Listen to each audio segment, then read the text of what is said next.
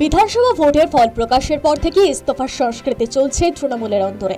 তালিকা এবার নতুন সংযোজন মমতা ঘনিষ্ঠ প্রাক্তন খাদ্যমন্ত্রী জ্যোতিপ্রিয় মল্লিক দেখালেন শারীরিক অসুস্থতার কারণ। নেত্রী মমতা বন্দ্যোপাধ্যায়কে লেখা চিঠিতে জ্যোতিপ্রিয় লিখেছেন, দীর্ঘদিন ধরে শারীরিক অসুস্থতায় ভুগছে। আমার 350-এর ওপর সুগার, কিডনিও খারাপ হয়ে গিয়েছে। বর্তমানে চিকিৎসকদের পরামর্শে আমার সম্পূর্ণ বিশ্রামের প্রয়োজন এবং কোনো প্রকার মানসিক ও শারীরিক চাপ নেওয়া সম্ভব নয়। এমতো অবস্থায় দলের জাতীয় কর্মসমিতির সদস্য পদের দায়িত্ব পালনে অব্যাহতি চেয়ে নিলাম। গত সপ্তাহে কালীঘাটের বৈঠকে জ্যোতিপ্রিয় মল্লিককে দলের জাতীয় কর্মসমিতিতে অন্তর্ভুক্ত করেছিলেন তৃণমূল সুপ্রিমো মমতা বন্দ্যোপাধ্যায়।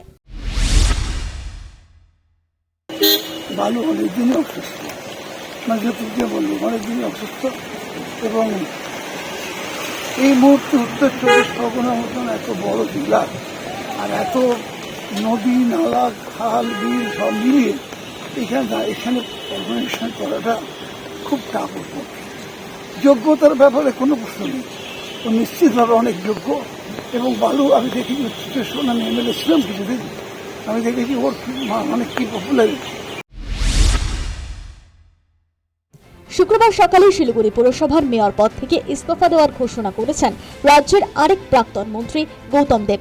বৃহস্পতিবার বিকেলেই শিলিগুড়ি পুর কমিশনারের কাছে পদত্যাগপত্র পাঠিয়ে দিয়েছেন গৌতম।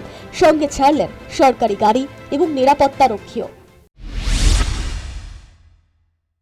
যে পরিবেশ যা হচ্ছিল, আমি সেখানে স্বচ্ছন্দ ফিল করছিলাম। I am not at all feeling comfortable. আমার নিজেকে একটু বাত্য মনে হচ্ছিল। শিলিগুড়ি মহানাগরিক হিসাবে আমার মনে হচ্ছিল আমার মর্যাদা আমি রাখতে পারছি না। সেই জন্য আমার মনে হয়েছে যে বেটার স্টেপ ডাউন। রাজ্যের দুই প্রান্তে দুই প্রাক্তন মন্ত্রীর পদত্যাগ তৃণমূলের কাছে যে জোড়া ধাক্কা তার বলার অপেক্ষা রাখে না। এই অবস্থায় জ্যোতিপ্রিয় শারীরিক অসুস্থতার কথা মেনে নিয়েছে তৃণমূল। সুর চড়িয়েছে গৌতম দেবের কমফোর্টেবল ফিল না করার অভিযোগ নিয়ে। আমি যেটুকু শুনেছি, ওনাকে কাজ করতে দেওয়া হচ্ছিল না এবং উনি মেয়র হিসেবে কিভাবে কাজ করবেন, যেখানে সরকার এবং প্রশাসন তাকে এড়িয়েই একের পর এক কাজ করে যাচ্ছে। তো সেইখানে দাঁড়িয়ে তিনি অসম্মানিত বা উপেক্ষিত বোধ করেছেন। তার হাতে কোনো কাজ করার অধিকার আসছে না, তাকে এড়িয়ে কাজ হচ্ছে, আর তিনি যেভাবে চাইছেন কাজ করতে পারছেন না। হয়তো সেই কারণে ইস্তফা দিয়েছেন বলেই যেটুকু যা খবর পেয়েছি। তবে দুই প্রান্তে দুই হেভিওয়েটের পদত্যাগ নিয়ে তৃণমূলকে তীব্র কটাক্ষ ছুড়ে দিয়েছে বিজেপি।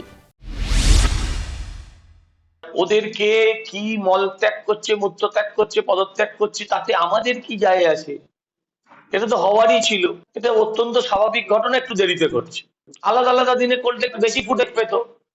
একদিনে করলো কেন? এদের মধ্যেও তালমিল নেই। আলাদা আলাদা দিনে করলো, কারোরই খবরটা ভালো করে হবে না। শনিবার রবিবার এমনি খালি ছিল, বিধানসভা ছিল না, ভালো করে হতো। এখন ওরা কোথায় পদত্যাগ করবে, ওরা কোথায় কার মাল খেয়েছে, কি করেছে, তারপরে পাবলিক যেরকম ভাবে অমলেট বানাচ্ছে, সেটার থেকে বাঁচতে এখন এইসব করছে। জ্যোতিপ্রিয় মল্লিক এবং গৌতম দেব দুজনেই তৃণমূল সুপ্রিমোর প্রথম দিনের সঙ্গে। ক্ষমতার ধারে পাশে যখন ছিল না তৃণমূল, সেই সময় থেকে এই দুই নেতাকে সামনের সারিতে দেখা যেত। প্রাক্তন মুখ্যমন্ত্রীকেও বিভিন্ন সময় এই দুই নেতার প্রশংসায় পঞ্চমুখ হতে দেখা গিয়েছে। রাজনৈতিক মহল মনে করছে, বিধানসভা ভোট পরবর্তী পরিস্থিতিতে এমনিতেই ব্যাকফুটে তৃণমূল। সংগঠন ঢেলে সাজিয়েছেন নেত্রী। একের পর এক ইস্তফায় তৃণমূলের পিঠ দেওয়ালে ঠেকার উপক্রম। শেষ ভরসা বলতে ছিল তৃণমূল সুপ্রিমোর আস্থাভাজন নেতারা।